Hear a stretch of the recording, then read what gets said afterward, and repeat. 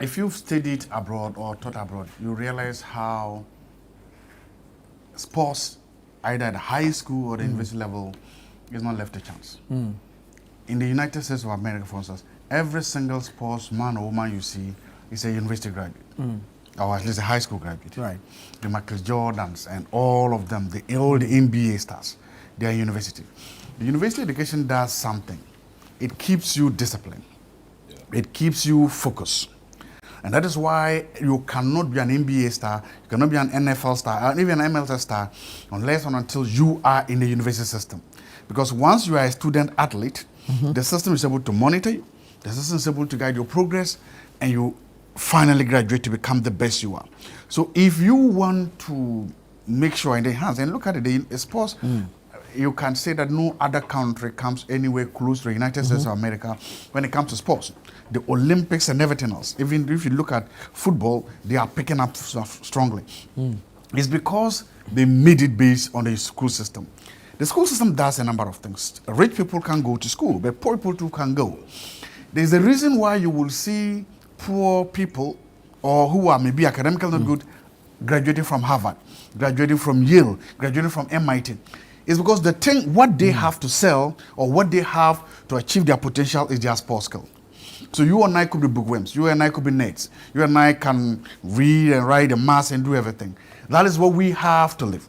But it's a kid who is not that good at math, who is not that good at science, who is not that good at English, precisely because either background, poverty or whatever. But that kid has a skill, and the world needs that skill. So part of the reforms you should be seeing is to a purposive attempt to encourage people to develop their skills.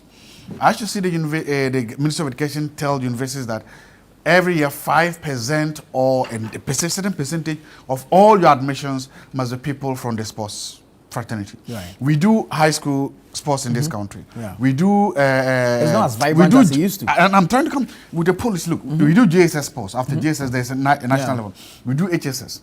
One, imagine the government of Ghana comes out with a policy that says that when we are recruiting to the security services, we'll give priority to anybody from JSS or SS who has won a medal.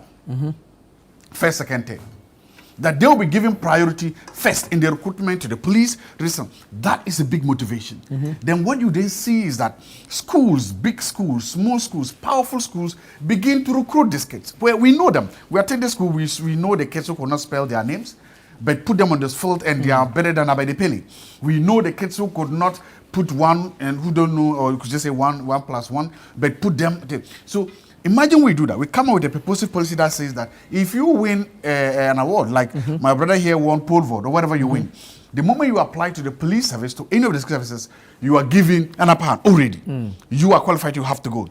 Imagine we keep doing that. Then you will see how many kids will leave the streets to go back to school. I think for the police, they are doing that. The police but it's not a purposive policy. They do that. Yes, the security services need them. But if it is announced and actually advert and let people know, you will see the number of kids that will leave the streets to go back to school because they want to play for the Black Stars. Right. Imagine we come with another national policy that says that all players for all the national teams up to the Black Stars must be recruited from university or from schools. In other words, unless you are playing for a school and unless you make it to the inter-schools competition for JSS, inter-school competition for SS, or inter-university competitions, you cannot be drafted into any of these. Again, school keeps people there for a long time. They learn habits, they learn how to behave, they learn skills. Until we do that, the current policy of this is so haphazard. It's so haphazard that it's not well planned, it's not well considered. So as a kid, you need to go through a lot of hoops before you get recognized. And so for me, we need that. We need an overhaul. We need to stop seeing sports as something for fallouts. We need to stop seeing sports as something for kids who are not smart or intelligent enough. We need to see sports for kids who are smart, who are hardworking, who are intelligent, and who are disciplined. And when we begin to reward that, a lot of kids will invest in it. When we begin to reward that, a lot of kids will see that it's an alternative. And we stand as a country to be the bigger beneficiaries of it. Very well. Now the artists, you see, this is where the school placement comes in. Placement that we have computerized. How does it factor in sporting personality? Yeah, yeah. And some time ago, schools actually go out to look for sports talents to recruit. Yeah. So you may even be, your results may show that you have failed, okay? But they recruit you because they are recruiting you because they want you to come help the school achieve result in sporting fields. Right. So people may have F in maths and English, but they will go to the school because the school is not recruiting them because of academics. It's recruiting them for them to come and help them achieve laurels in sport. Today, headmasters can no longer recruit on their own because the system sends you who you should have based only on academic performance. It has no room for any other talent that you have. So you realize that when we complain about school sports dying, it's because of systems we have also brought in. Some time ago, there are schools that you know that when you go to Accra, when they say athletes in terms of athletics, they pride themselves that they produce some of the students because they just recruit people that if academically the person is not good, but the person can do a lot in sports. They recruit. They do it at secondary school level. They do it at university level because your results slip shows that in your there's this space they write there. Remarks after your extracurricular activities. You are good in football. This one, it's a very good athletics. It's a good high jumper. They are all there. So when you present it for admission, they look at the grades and they look at what skills you have as well. And your skills alone could be the reason why you are in Adisadel, Achimota, though your grade looks very bad. But the school is looking at what you offering the school. You understand it? So this is one thing we have to look at. How does the school placement help in this, as we are all saying? It doesn't help in any way. So it sometimes we bring a system thinking it's solving one problem, then it creates another problem. So we have to really look at this school placement thing because look, Michael Essien, Asamoah, and all the big footballers you have produced. Can you imagine what they've done for their school? Just one person's achievement. One person in sport. Recently, there was a big scandal in Hollywood, in the United States.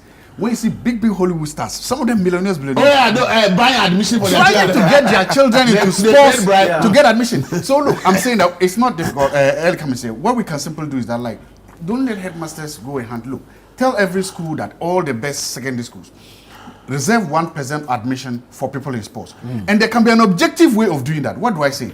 There's JSS sports, right?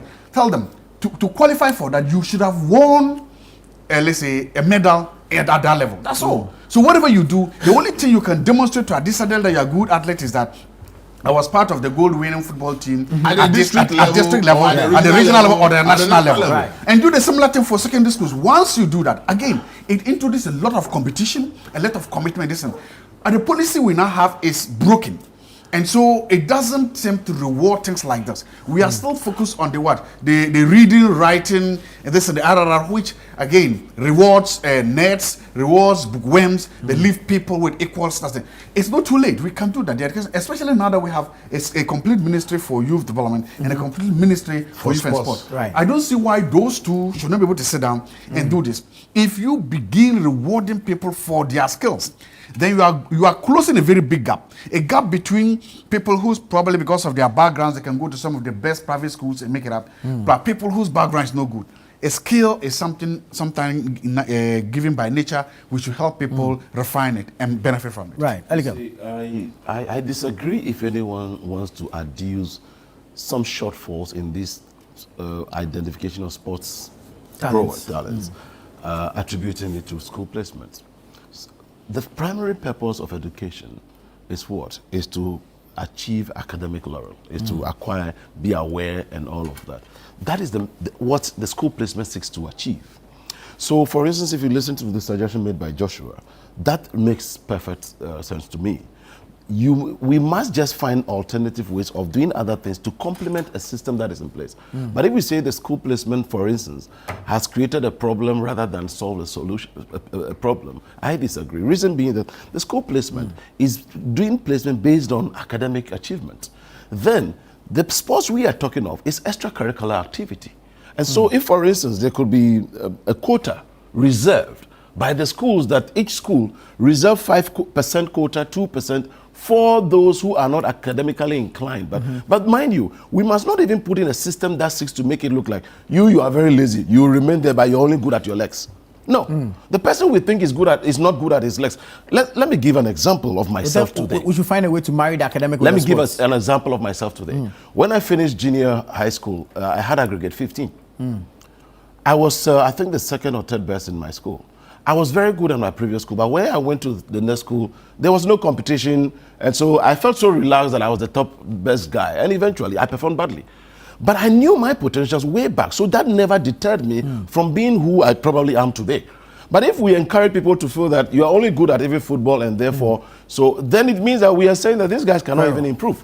So we must put in a way that shall be a check and a balance to make sure that even the person who is not academically good probably is not good because of the way he's being taught, who is teaching him, how he prepares at home. So we must be able to build all this. The perfect example he made again was with the NBA stars and how they have all have to be almost a university graduates. And are we not aware how education affected the likes of Odate Lamte in signing documents that actually signed himself off? So yes, the school placement is there for a certain purpose to achieve the academic excellence of making sure people who do well and are put in categorical schools. But let us put in maybe a quota.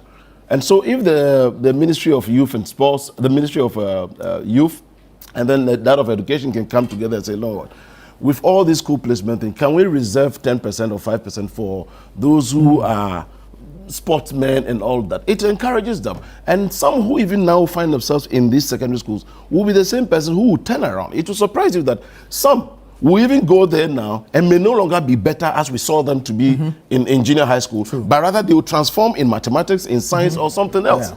And then that is how they might develop another interest. Something else. No, but see, I didn't make the point that I'm saying that currently it doesn't make that room. There's no room. Yeah, they does not make that room. Yeah, so but that's what I'm saying. Right. It's not a lapse. It's a lapse. No, it's not a lapse. It's a lapse. The reason it's a lapse is that, you see, the reason it's a lapse is that, as I said, see, we see education as going to learn, as he said, look, your education is supposed to actually help you identify your talents, okay? Help you polish that talent and make a living out of that talent and help society with that talent. So this idea of education is for academics is the reason why we are where we are. Look, if you go to the Harvard and the rest, you'll be surprised to see the numbers that are there, not because of pure academics, but for other reasons. So I'm saying that, look, let's look at it as we are discussing sports. Let's look at it from a broader point of view that the system is the education should be there to help everybody. Exactly. So if the person is a high jumper, the person can be a good volleyball player. The person can be look at Rose. Rose took us to the finals at the World Athletics Championship as a high jumper. Look at what she took Ghana to at that big platform as a high jumper. So she's a student, right? Yes, I think so. So we need to look at how these things. I don't know if she's graduated. And as I said, there's so many ways one person in sports can make a country globally more important than all those who have been to the academic field. Right. It's sometimes you'll be surprised that quickly even add today, if we say the only boxer that has held WBA title for 10 years is Azuma Nelson.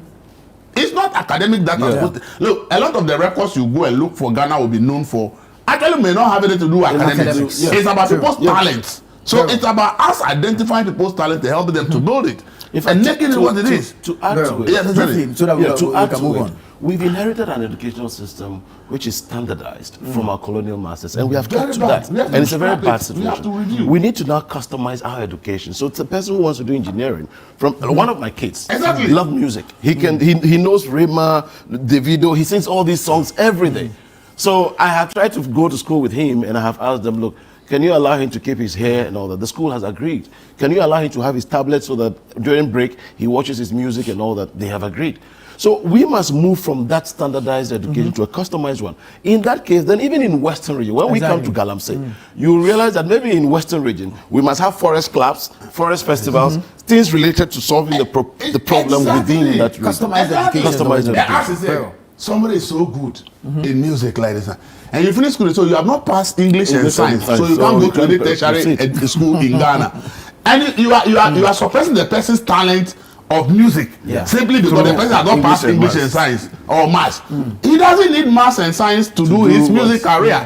So why can't the system have a way that this guy has performed so well in music? There's a department of Legon that offers music. Whether the person has done as past mass or not, that is not the person's talent. The talent is music. Let him go to Legon music department and go and learn music. But